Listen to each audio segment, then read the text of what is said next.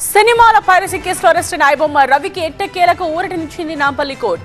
ఎట్టకేలకు అతనికి బెయిల్ ఇచ్చిన న్యాయస్థానం షరతులు వర్తిస్తాయని స్పష్టం చేసింది. మరి రవికి కోర్టు పెట్టిన షరతులు ఏంటి?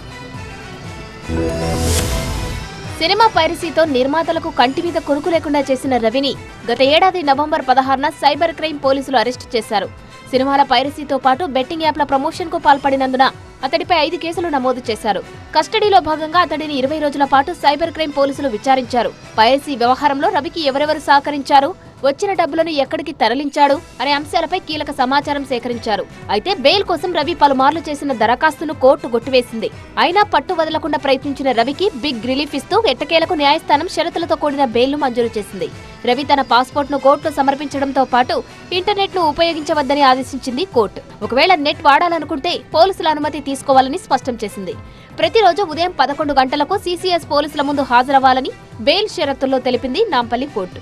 పైరసీతో 13,40,00,000 వచ్చాయని విచారణలో పోలీసులకు తెలిపాడు రవి. రవికి ఉన్న మొత్తం 7 బ్యాంకు ఖాతాల్లో ఈ మొత్తం సొమ్ము డిపాజిట్ అయింది. ఇప్పుడు బెయిల్ పై బయటకు వచ్చిన తర్వాత అతడు ఏం చేస్తాడు అనేది ఆసక్తికరంగా మారింది.